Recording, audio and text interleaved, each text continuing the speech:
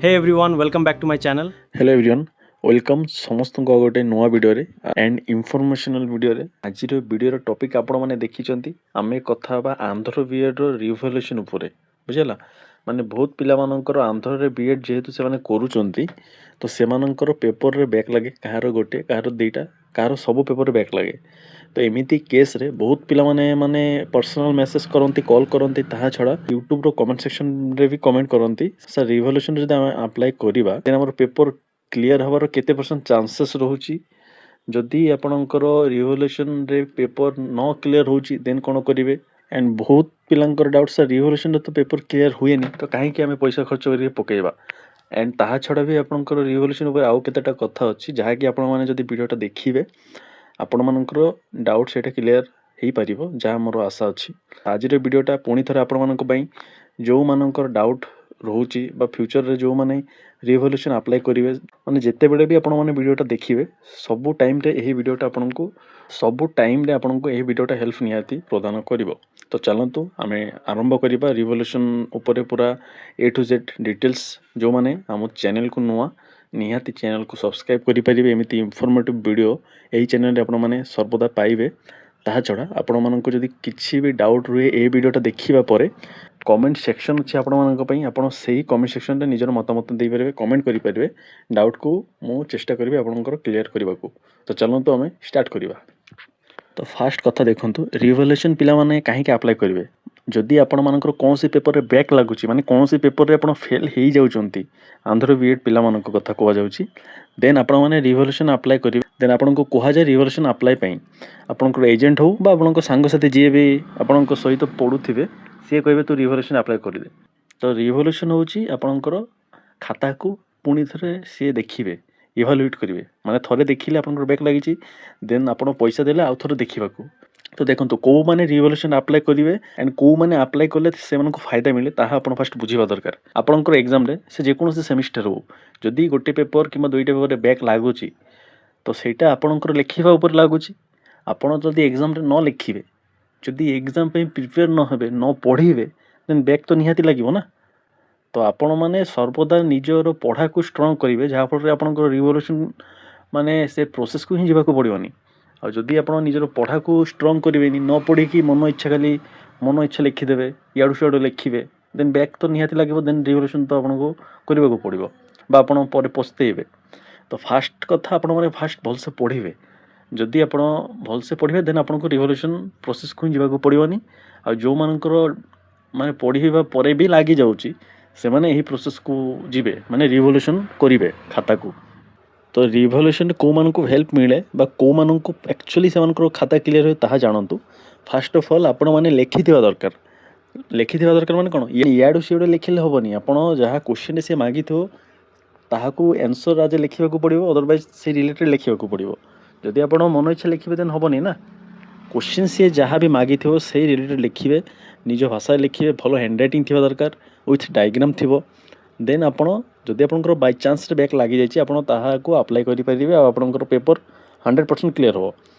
बहुत पिला माने कोन करंती ना किछि लेखंतेनी आउ एजेंट मानक कथा सुनी से माने पैसा खर्च करिकि रिवोल्यूशन अप्लाई करंती किंतु से माने निजे जानिथिबे जे आमे लेखि नथिबु माने आमे एग्जाम रे सेमिति लेखिनु मन इच्छा लेखिकि आसिलु इयाडू सियाडू लिखिदेलु तो जदि आप सेमिति लिखिकि आसिबे देन आपनकर पेपर तो क्लियर होबनी रिवोल्यूशन रे भी आप फेल होइजिबे बाय चांस रे गोटे दुईटा पिलांकर क्लियर हो जाए किंतु रिवोल्यूशन रे आपनकर सेमिति हेले क्लियर हुएनी।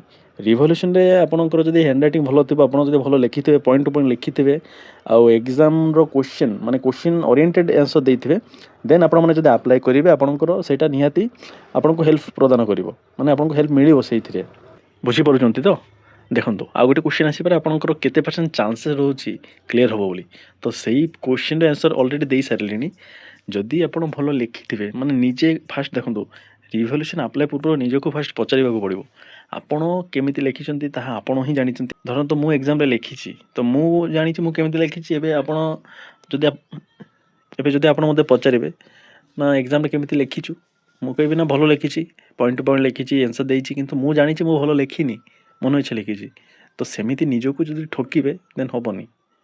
तो जो माने एक्चुअली भलसे आपण लिखिथिबे मु जेमिति कहली सही पॉइंट टू पॉइंट सब भलसे लिखिक आसीथिबे सही मानकर 80% ଚାନ୍ସେସ୍ ଅଛି କ୍ଲିୟର ହେଇଯିବ, 20% ଚାନ୍ସେସ୍ ହେଉଛି କ୍ଲିୟର ହେବନି। କାହିଁକି କ୍ଲିୟର ହେବନି 20% ଚାନ୍ସେସ୍?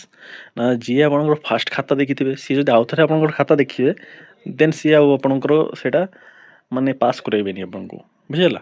ଏଥିପାଇଁ କଥାଟା କହୁଛି ରିଭଲ୍ୟୁସନ୍ ଉପରେ ଆପଣ ମାନେ 100% ଭରସା କରିପାରିବେ ନାହିଁ। ସେଇଟା ତାଙ୍କ ଉପରେ ନା, ସିଏ ହିଁ ଖାତା ଦେଖୁଛନ୍ତି ଆନ୍ଧ୍ରପ୍ରଦେଶରେ, ଆଉ ସିଏ ହିଁ ଆପଣଙ୍କୁ ରିଭଲ୍ୟୁଟ୍ କରିବେ। ତ ଆମେ 80-20 କାହିଁକି କହିଲେ ଆପଣଙ୍କର ଚାନ୍ସେସ୍ଟା ମୋ ହାତରେ କିଛି ନାହିଁ, ଆମେ ପଇସା ଦେଇକି ରିଭଲ୍ୟୁସନ୍ ପକାଇଦେବା, କିନ୍ତୁ ଆପଣଙ୍କର କ୍ଲିୟର ହେବ କି ନାହିଁ ସେଇଟା ସେମାନଙ୍କ ଉପରେ। ଲାଷ୍ଟରେ ମୁଁ ଗୋଟେ କଥା କହିବି, ଯେଉଁମାନେ ଭିଡ଼ିଓଟା ଦେଖୁଛନ୍ତି, ଯେଉଁମାନଙ୍କର ବ୍ୟାକ୍ ଲାଗିନି ବା ନୂଆ ଷ୍ଟୁଡେଣ୍ଟ, ଆପଣ ରିଭଲ୍ୟୁସନ୍ ସେଇଟା ହେଉଛି ଗୋଟେ ଅଲଗା ପ୍ରକାର ଝାମେଲା, ବୁଝ। ଦେଖନ୍ତୁ ରିଭଲ୍ୟୁସନ୍ ହେଉଛି ଗୋଟେ ଅଲଗା ପ୍ରୋସେସ୍, ଆଉ ସେଇଟା ପାଇଁ ଆପଣଙ୍କର ମୁଣ୍ଡ ମାନେ ବଥା ହେବ। କାହିଁକି କହୁଛି, ଆପଣ ଆପ୍ଲାଏ କରିବେ, ବସିବେ, ରିଜଲ୍ଟ କେବେ ଆସିବ, ରିଜଲ୍ଟ ଆସିବାକୁ ବି ଲେଟ୍ ହୁଏ। ରିଜଲ୍ଟ ଆସିବ ଆପଣଙ୍କର ଯଦି ସେତେବେଳେ କ୍ଲିୟର ନ ହେବ, ଆଉ ଥରେ ଆପଣଙ୍କୁ ଫର୍ମ ଫିଲ୍ଅପ୍ କରିବାକୁ ପଡ଼ିବ, ଆଉ ଥରେ ଆପଣ ଏକ୍ଜାମ୍ ଦେବେ, ମାନେ ବହୁତ ସେଇଟା ଷ୍ଟ୍ରେସ୍ଟା, ବୁଝିହେଲା। ଯଦି ଆପଣ ଭଲସେ ପଢ଼ିବେ ଦେନ୍ ଆପଣଙ୍କର ବ୍ୟାକ୍ ଲାଗିବନି, ସିମ୍ପଲ୍ କଥା। ତ ଯେଉଁଥିପାଇଁ କି ଆପଣଙ୍କୁ ପଢ଼ିବାକୁ ପଡ଼ିବ, ପଢ଼ିଲେ ହିଁ ଆପଣଙ୍କର ବ୍ୟାକ୍ ଲକ୍ ଲାଗିବନି, ମାନେ ବ୍ୟାକ୍ ରହିବନି। ନ ପଢ଼ିଲେ ତ ମୁଁ ଗ୍ୟାରେଣ୍ଟି ନେଇପାରିବିନି ନା ଆପଣଙ୍କର ବ୍ୟାକ୍ ଲାଗିବ କି ନାହିଁ। ପାଠ ନ ପଢ଼ିଲେ ନିହାତି ବ୍ୟାକ୍ ଲାଗିବ, ଏଇଟା ହେଉଛି ଆକ୍ଚୁଆଲି ଫ୍ୟାକ୍ଟ କଥା ଆଉ ଜେନ୍ୟୁଇନ୍ କଥା। ଯଦି ଦେଖନ୍ତୁ ମୁଁ ଗୋଟେ ଏକ୍ଜାମ୍ ପାଇଁ ପ୍ରିପେୟାର ହେଉଛି, ଯଦି ମୁଁ ବିନା ପ୍ରିପାରେସନ୍ରେ ଯାଇକି ଏକ୍ଜାମ୍ଟା ଦେବି ଦେନ୍ ମୋତେ କିଏ ପାସ୍ କରାଇବ? ଭଗବାନ ବି କରାଇବେ ନାହିଁ। ଭଗବାନ ବି କହିବେ ଇଏ ତ କିଛି ପଢ଼ିନି, ଆକୁ ପୁରା ଲାଷ୍ଟରେ ଟପ୍ କରାଇବା, ମାନେ ପୁରା ଲାଷ୍ଟରେ ମନା ଥିବ। ମାନେ ଆପଣ ଯେକୌଣସି ସେମିଷ୍ଟର ଦିଅନ୍ତୁ, ପଢ଼ାକୁ ଏତେ ମାନେ କ'ଣ ସେଇଟା ଇଜିରେ ନିଅନ୍ତୁ ନାହିଁ। ଯଦି ଇଜିରେ ନେଇନେଲେ ଆପଣ ପଢ଼ିବେନି, ଛାଡ଼ିକି ବସି ପଡ଼ିବେ। ବହୁତ ପିଲାମାନେ ଆନ୍ଧ୍ରରେ ଏକ୍ଜାମ୍ ଦେଇକି ଖାଲି କୁହନ୍ତି, ମୁଁ ବି ଜାଣିଛି ନା ପେଜ୍ ଫୁଲ୍ କଥା କହିବେ। ତ ପେଜ୍ ଫୁଲ୍ଟା ଆପଣଙ୍କର ମାନେ କେତେ ଥର ଆପଣଙ୍କୁ ସେମିତି ପାସ୍ କରାଇବ? ଆପଣ ଜଣେ ଏକ୍ସପେରିମେଣ୍ଟ କରନ୍ତୁ, କିଛି ପଢ଼ିବେନି, ଯାଇକି ଖାଲି ପେଜ୍ ଫୁଲ୍ କରିବେ। ଆପଣଙ୍କର ଯଦି ଗୋଟେ ସେମିଷ୍ଟର ବ୍ୟାକ୍ ନ ଲାଗିବ ମୋତେ କହିବେ। ପେଜ୍ ଫୁଲ୍ଟା 5% ଆପଣଙ୍କୁ ପାସ୍ କରାଇ ପାରିବ। ମାନେ ଯେଉଁମାନେ ଦେଖନ୍ତୁ ଖାତା ପେଜ୍ ଫୁଲ୍, ମାନେ ପେଜ୍ ଫୁଲ୍ଟା ଆପଣଙ୍କର ପେଜ୍ ଫୁଲ୍ଟା 5% ମୁଁ କାହିଁକି କହିଲି, ଯିଏ ଖାତା ଦେଖିବେ ସିଏ ତ ଗୋଟେ ଖାତା ଦେଖିବେନି ନା, ଦିନକୁ 100, 200, 500 ଖାତା ଦେଖିବେ। ତ ଫାଷ୍ଟ ଦେଖୁ ଦେଖୁ ଲାଷ୍ଟ ଆଡ଼କୁ ସିଏ ଆଉ ଖାଲି ପେଜ୍କୁ ଦେଖିକି ମାର୍କ ଦେଇଦିଅନ୍ତି। ସେଇଟା ହେଉଛି ଲାଷ୍ଟ ଆଡ଼କୁ, ଫାଷ୍ଟରୁ ତ ଆପଣଙ୍କୁ ସେମିତି ଦେବେନି ନା। ଫାଷ୍ଟ ଆପଣଙ୍କ ଖାତା ଗୋଟେ ସେ ମାନେ ଫାଷ୍ଟ ଯେତେବେଳେ ସେ ରିଭଲ୍ୟୁସନ୍ କରି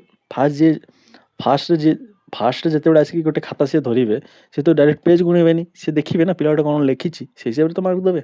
ଆଉ ସେଇ ଟାଇମ୍ରେ ଯଦି ଯିଏ ନ ଲେଖିଥିବ ସେଇ ପିଲାର ପେପର୍ ତାଙ୍କ ହାତରେ ପଡ଼ିଗଲା ଦେନ୍ ବ୍ୟାକ୍ ତ ଲାଗିବ ନା। ତ ଟିକିଏ ପଢ଼ିବାରେ କୌଣସି ଅସୁବିଧା ନାହିଁ, ଯାହା ହେଲେ ବି ଆପଣ ଟିକିଏ ପଢ଼ନ୍ତୁ, ଯାହା ହେଲେ ବି ଆପଣଙ୍କୁ ଟିକିଏ ପଢ଼ିବାକୁ ପଡ଼ିବ, ବୁଝିପାରୁଛନ୍ତି। ପଢ଼ିଲେ ହିଁ ଆପଣ ଏହି ବ୍ୟାକ୍ଲଗ୍ରୁ ମାନେ ରକ୍ଷା ପାଇପାରିବେ, ସିମ୍ପଲ୍ କଥାରେ।